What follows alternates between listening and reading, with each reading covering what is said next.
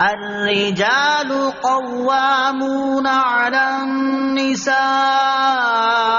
بما فضل الله بعضهم على بعض وبما أنفقوا من أموالهم فالصالحات قانتات حافظات للغيب بما حفظ الله واللاتي تخافون نشوزهن فعظوهن واهجروهن في المضاجع واضربوهن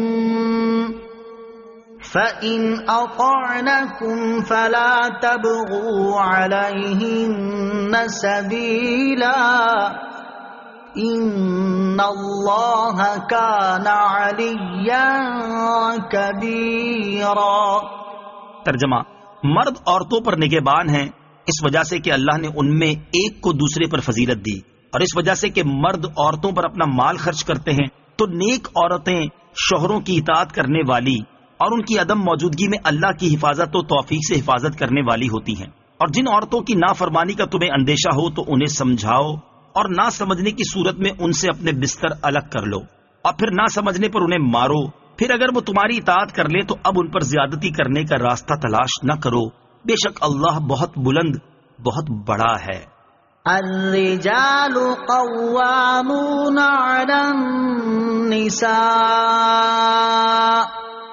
مرد عورتوں پر نگہبان ہیں۔ عورت کی ضروریات، اس کی حفاظت، اسے ادب سکھانے اور دیگر کئی امور میں مرد کو عورت پر تسلط حاصل ہے۔ گویا کہ عورت رعایا اور مرد بادشاہ، اس لیے عورت پر مرد کی اطاعت لازم ہے۔ اس سے ایک بات یہ واضح ہوئی کہ میاں بیوی کے حقوق ایک جیسے نہیں، بلکہ مرد کے حقوق عورت سے زیادہ ہیں، اور ایسا ہونا عورت کے ساتھ ناانصافی یا ظلم نہیں بلکہ عین انصاف اور حکمت کے تقاضے کے مطابق ہے۔ شان نزول: حضرت سعد بن ربیع رضی اللہ تعالیٰ عنہ نے اپنی بیوی حبیبہ کو کسی خطا پر ایک تماچا مارا جس سے ان کے چہرے پر نشان پڑ گیا۔ یہ اپنے والد کے ساتھ حضور سید المرسلین صلی اللہ علیہ وسلم کی بارگاہ میں اپنے شوہر کی شکایت کرنے حاضر ہوئیں۔ سرکار دو عالم علیہ الصلوۃ والسلام نے قصاص لینے کا حکم فرمایا۔ تب یہ آیت نازل ہوئی تو آپ علیہ الصلوۃ والسلام نے قصاص لینے سے منع فرما دیا، لیکن یہ یاد رہے کہ عورت کو ایسا مارنا ناجائز ہے۔ بما فضل اللہ بعضهم على بعض، اس وجہ سے کہ اللہ نے ان میں ایک کو دوسرے پر فضیلت دی۔ مرد کو عورت پر جو حکمرانی عطا ہوئی اس کی ایک وجہ یہ ہے کہ رب تعالی نے مرد کو عورت پر فضیلت بخشی ہے۔ مرد کے عورت سے افضل ہونے کی وجوہات کثیر ہیں۔ ان سب کا حاصل دو چیزیں ہیں، علم اور قدرت۔ اس میں کوئی شک نہیں کہ مرد عقل اور علم میں عورت سے فائق ہوتے ہیں۔ اگرچہ بعض جگہ عورتیں بڑھ جاتی ہیں، لیکن مجموعی طور پر ابھی بھی پوری دنیا پر نگاہ ڈالیں تو عقل کے امور مردوں ہی کے سپرد ہوتے ہیں۔ یوں ہی مشکل ترین اعمال سر انجام دینے پر انہیں قدرت حاصل ہے۔ یہی وجہ ہے کہ مرد عقل و دانائی اور قوت میں عورتوں سے فوقیت رکھتے ہیں۔ مزید یہ کہ جتنے بھی انبیاء، خلفاء اور آئمہ ہوئے سب مرد ہی تھے۔ گھڑ سواری، تیر اندازی اور جہاد مرد کرتے ہیں۔ امامت کبریٰ یعنی حکومت و سلطنت، اور امامت صغریٰ یعنی نماز کی امامت، یوں ہی اذان، خطبہ، حدود، قصاص میں گواہی بالاتفاق مردوں کی ذمہ داری ہے۔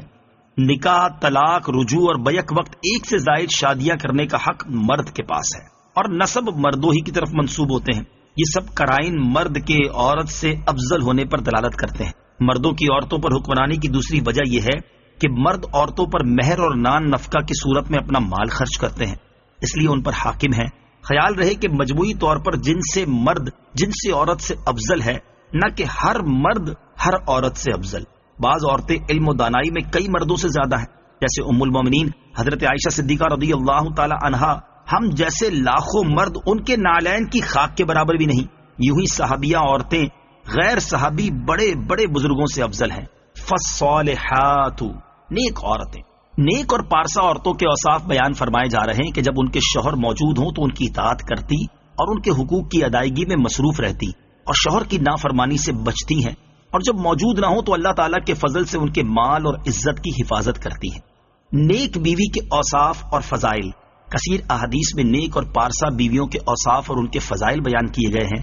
ان میں سے دو احادیث سماعت کیجیے۔ ابن ماجہ کی حدیث ہے حضرت ابو امامہ رضی اللہ تعالی عنہ سے روایت ہے، حضور اقدس صلی اللہ تعالی علیہ وسلم نے ارشاد فرمایا، تقوی کے بعد مومن کے لیے نیک بیوی سے بہتر کوئی چیز نہیں کہ اگر وہ اسے حکم دے تو وہ اطاعت کرے، اور اگر اسے دیکھے تو خوش کر دے، اور اس پر قسم کھا بیٹھے تو قسم سچی کر دے، اور کہیں چلا جائے تو اپنے نفس اور شوہر کے مال میں بھلائی کرے۔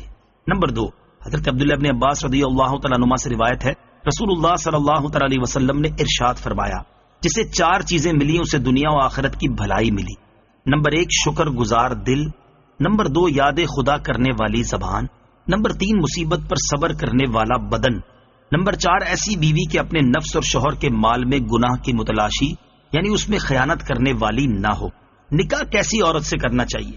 نکاح کے لیے عورت کے انتخاب کے وقت اس کی دینداری دیکھ لی جائے اور دین والی ہی کو ترجیح دی جائے۔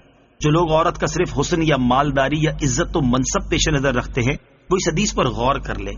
حضرت انس رضی اللہ تعالیٰ عنہ سے روایت ہے، سرکار دو عالم صلی اللہ تعالی علیہ وسلم نے ارشاد فرمایا، جو کسی عورت سے اس کی عزت کے سبب نکاح کرے اللہ عز و جل اس کی ذلت میں زیادتی کرے گا، اور جو کسی عورت سے اس کے مال کی وجہ سے نکاح کرے گا اللہ تعالیٰ اس کی محتاجی ہی بڑھائے گا، اور جو اس کے حسب یعنی خاندانی مرتبے کے سبب نکاح کرے گا تو اللہ عز و جل اس کے کمینے پن میں زیادتی کرے گا۔ واللاتی تخافون نشوزہن، اور جن عورتوں کی نافرمانی کا تمہیں ڈر ہو۔ اس آیت میں نافرمان عورت کی اصلاح کا طریقہ بڑے احسن پیرائے میں بیان فرمایا گیا ہے۔ نافرمان بیوی کی اصلاح کا طریقہ، سب سے پہلے نافرمان بیوی کو اپنی اطاعت کے فوائد اور نافرمانی کے نقصانات بتاؤ، نیز قرآن و حدیث میں اس تعلق سے منقول فضائل اور وعیدیں بتا کر سمجھاؤ۔ اگر اس کے بعد بھی نہ مانے تو ان سے اپنے بستر الگ کر لو، پھر بھی نہ مانے تو مناسب انداز میں انہیں مارو۔ اس مار سے مراد ہے کہ ہاتھ یا مسواک جیسی چیز سے چہرے اور نازک اعضاء کے علاوہ دیگر بدن پر 1-2 ضربے لگا دے۔ وہ مار مراد نہیں جو ہمارے ہاں جاہلوں میں رائج ہے کہ چہرے اور سارے بدن پر مارتے ہیں، مکوں، گھونسوں اور لاتوں سے پیٹتے ہیں، ڈنڈا یا جو کچھ ہاتھ میں آئے اس سے مارتے اور لہو لہان کر دیتے ہیں۔ یہ سب حرام و ناجائز، گناہ کبیرہ اور پرلے درجے کی جہالت اور کمینگی ہے۔ عورت اور مرد دونوں کو چاہیے کہ وہ ایک دوسرے کے حقوق کا لحاظ رکھیں۔ اس سلسلے میں 5 احادیث سماعت کیجیے۔ نمبر 1، حضرت عمرو بن احوص رضی اللہ تعالیٰ عنہ سے روایت ہے، حضور انور صلی اللہ تعالی علیہ وسلم نے ارشاد فرمایا، میں تمہیں عورتوں کے حق میں بھلائی کی وصیت کرتا ہوں، وہ تمہارے پاس مقید ہیں، تم ان کی کسی چیز کے مالک نہیں ہو، البتہ یہ کہ وہ کھلم کھلا بے حیائی کی مرتکب ہوں۔ اگر وہ ایسا کریں تو انہیں بستروں میں علیحدہ چھوڑ دو، اگر نہ مانے تو ہلکی مار مارو، بس اگر وہ تمہاری بات مان لے تو ان کے خلاف کوئی راستہ تلاش نہ کرو۔ تمہارے عورتوں پر اور عورتوں کے تمہارے ذمے کچھ حقوق ہیں، تمہارا حق یہ ہے کہ وہ تمہارے بستروں کو تمہارے ناپسندیدہ لوگوں سے پامال نہ کرائیں، اور ایسے لوگوں کو تمہارے گھروں میں نہ آنے دیں جنہیں تم ناپسند کرتے ہو۔ تمہارے ذمے ان کا حق یہ ہے کہ ان سے بھلائی کرو، عمدہ لباس اور اچھی غذا دو۔ نمبر 2، ترمذی کی حدیث، حضرت معاذ بن جبل رضی اللہ تعالیٰ عنہ سے روایت ہے، سرکار دو عالم صلی اللہ تعالی علیہ وسلم نے ارشاد فرمایا، جب عورت اپنے شوہر کو دنیا میں ایذا دیتی ہے تو حور عین کہتی ہیں، خدا عز و جل تجھے قتل کرے، اسے ایذا نہ دے، یہ تو تیرے پاس مہمان ہے، ان قریب تجھ سے جدا ہو کر ہمارے پاس آ جائے گا۔ نمبر 3، ترمذی کی حدیث، ام المومنین حضرت ام سلمہ رضی اللہ تعالی عنہا سے روایت ہے، سرکار علی وقار صلی اللہ تعالی علیہ وسلم نے ارشاد فرمایا، جو عورت اس حال میں مری کہ اس کا شوہر اس پر راضی تھا وہ جنت میں داخل ہو گئی۔ بخاری شریف کی حدیث، حضرت ابو ہریرہ رضی اللہ تعالیٰ عنہ سے مروی ہے، سرکار دو عالم صلی اللہ تعالی علیہ وسلم نے ارشاد فرمایا، میں تمہیں عورتوں کے بارے میں بھلائی کرنے کی وصیت کرتا ہوں، تم میری اس وصیت کو قبول کرو۔ وہ پسلی سے پیدا کی گئی اور پسلیوں میں سے زیادہ ٹیڑھی اوپر والی ہے، اگر تو اسے سیدھا کرنے چلے تو توڑ دے گا، اور اگر ویسی ہی رہنے دے تو ٹیڑھی باقی رہے گی۔ نمبر 5، مسلم شریف کی حدیث، حضرت ابو ہریرہ رضی اللہ تعالیٰ عنہ سے روایت ہے، نبی اکرم صلی اللہ تعالی علیہ وسلم نے ارشاد فرمایا، عورت پسلی سے پیدا کی گئی، وہ تیرے لیے کبھی سیدھی نہیں ہو سکتی، اگر تو اسے برتنا چاہے تو اسی حالت میں برت سکتا ہے، اور سیدھا کرنا چاہے گا تو توڑ دے گا، اور توڑنا طلاق دینا ہے۔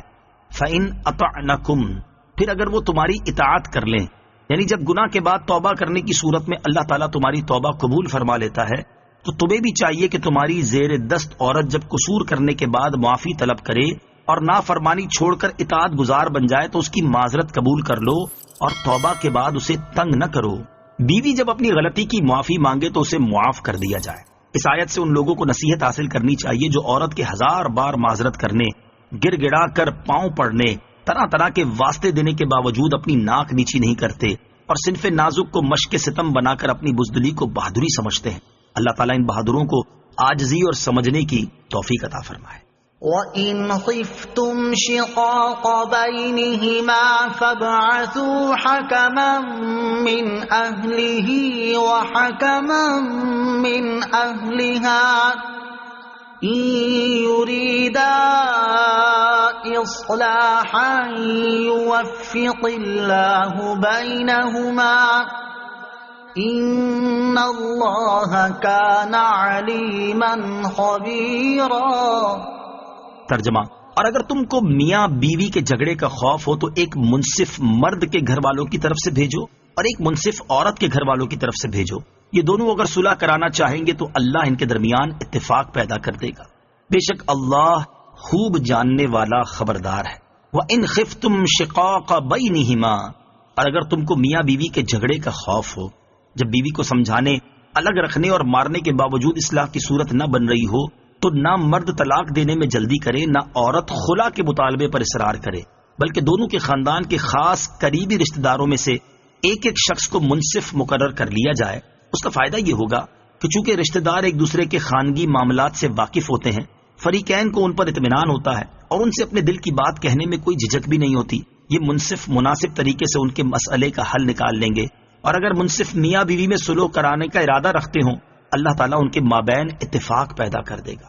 اس لیے حتی المقدور صلح کے ذریعے اس معاملے کو حل کیا جائے، لیکن یہ یاد رکھیں کہ انہیں میاں بیوی میں جدائی کروا دینے کا اختیار نہیں، یعنی یہ جدائی کا فیصلہ کریں تو شرعاً اس میں جدائی ہو جائے، ایسا نہیں ہو سکتا۔